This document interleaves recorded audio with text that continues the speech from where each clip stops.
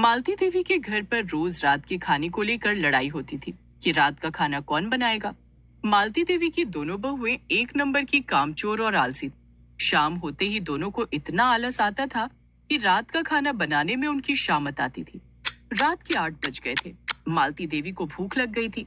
दोनों में से किसी ने खाना नहीं लगाया। रिया, ओ रिया बहू। मालती देवी की छोटी बहू रिया अपने कमरे से बाहर आती है। जी माँ जी, आज खाना नहीं बनेगा क्या? आज तो अर्चना दीदी की बारी थी। मैं रसोई में जाकर देखती हूँ उन्होंने क्या बनाया है।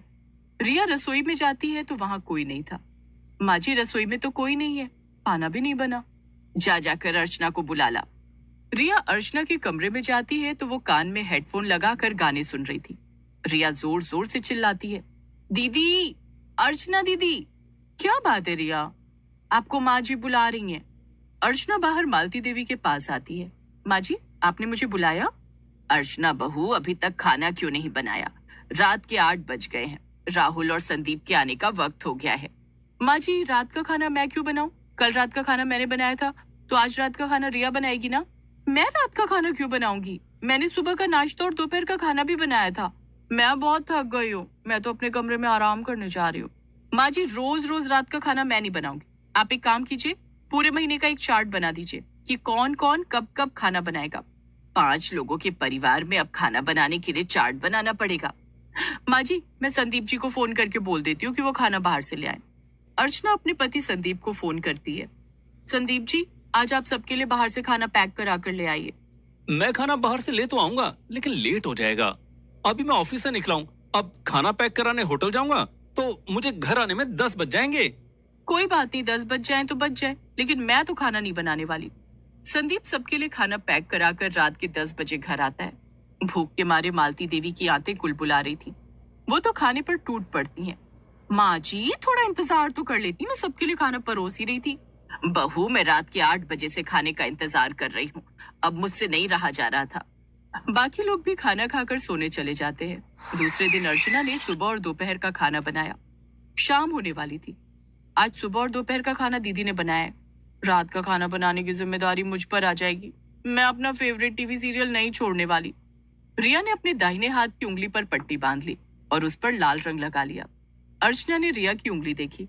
ये तुम्हारी उंगली को क्या हो गया रिया? सुबह तक तो तुम्हारी उंगली बिल्कुल ठीक थी। देखो ना दीदी, आज शाम बाथरूम के दरवाजे से मेरी उंगली कुचल गई। बहुत दर्द हो रहा है। अब रात का खाना कौन बनाएगा? आपको ही बनाना पड़ेगा दीदी। मैंने आज सुबह और दोपहर का खाना बनाया है, मैं रात का खाना नहीं बनाऊंगी। तभी अर्चना के पास संदीप का फोन आता है। हेलो अर्चना, आज मेरे कुछ दोस्त रात के खाने पर घर आ रहे हैं, तुम कुछ अच्छा सा बना लेना। संदीप फोन रख देता है। दोस्तों को भी आज ही आना था। अब अर्चना को सबके लिए अकेले ही पकवान बनाने पड़ते हैं। रिया रसोई में आकर कहती है, दीदी, आज तो आपने बड़ा अच्छा खाना बनाया, बड़ी अच्छी खुशबू आ रही है। रिया गाजर के हलवे की तरफ हाथ बढ़ाती है। अभी खाने को हाथ मत लगाना रिया, पहले सारे गेस्ट खा लेंगे, उसके बाद किसी को खाने को मिलेगा। ये क्या दीदी, जब मैं खाना बनाती हूँ तब तो मैं ऐसा नहीं करती। अर्चना गुस्से में वहां से चली जाती है। थोड़ी देर बाद जब संदीप अपने दोस्तों के साथ घर आता है तब, संदीप, आज आप रात के खाने का हिसाब कर ही दो कि कौन रात का खाना बनाएगा। मैं तो आज के बाद रात में रसोई में नहीं जाने वाली। हाँ, तो मैं भी रात में रसोई में नहीं जाने वाली। रिया, ये सब क्या है? घर में मेहमान आए हैं और तुम हो कि झगड़ा कर रही हो? राहुल रिया को चुप कराता है। अर्चना टेबल पर सबके लिए खाना लगाती है। वाह भाभी जी, क्या खाना बनाया आपने, मजा आ गया। हाँ, ऐसा लग रहा है जैसे किसी रेस्टोरेंट में बैठकर खाना खा रहे हैं। पनीर की सब्जी और मिलेगी भाभी जी। हाँ लीजिए ना भाई साहब। अर्चना सबको खाना खिलाती है। सारे मेहमान खाना खाकर चले जाते हैं। फिर घर की औरतें खाना खाने बैठती हैं। संदीप जी, आपने रात के खाने का क्या सोचा है? बेटा, रात का खाना बनाने के लिए काम वाली रख ले। मैं रोज रोज की किचकिच से तंग आ गई हूँ। कम से कम वक्त पर 2 रोटी तो मिलेगी। ठीक है माँ। संदीप रात का खाना बनाने के लिए काम वाली को बुलाता है। 5 लोगों के हिसाब से 1 महीने का 10,000 रुपया लगेगा। 10,000 रुपए? ये तो बहुत ज्यादा है।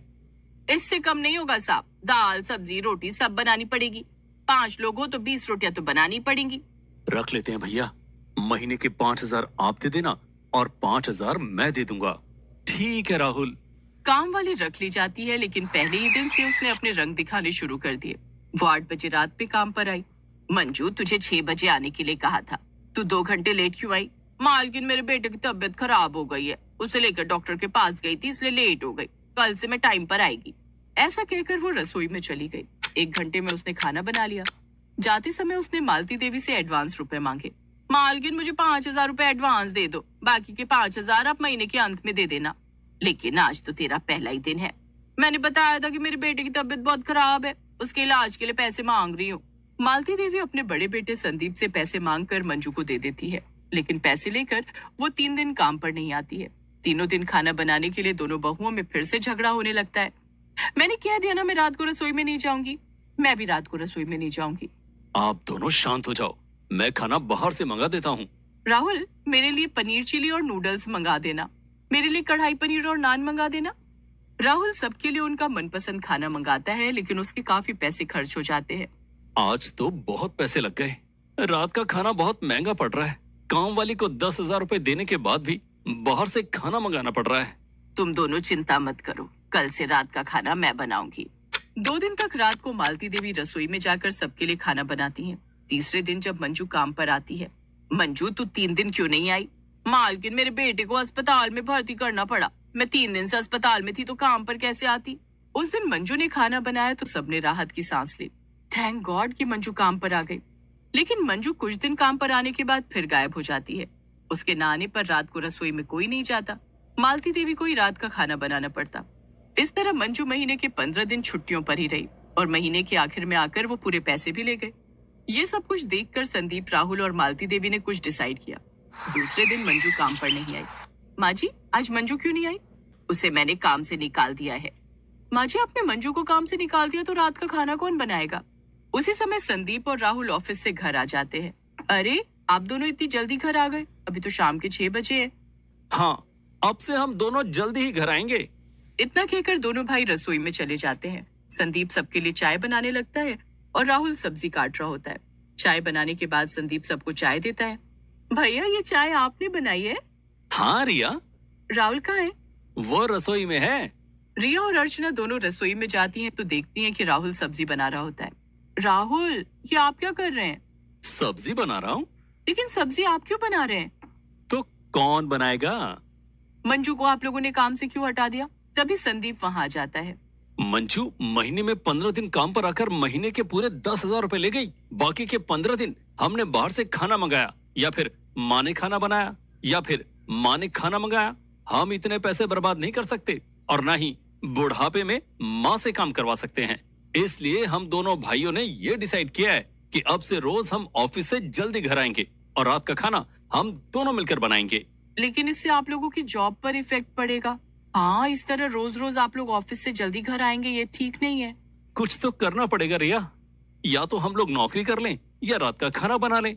तो हमने रात की रसोई की जिम्मेदारी उठाने की सोची है।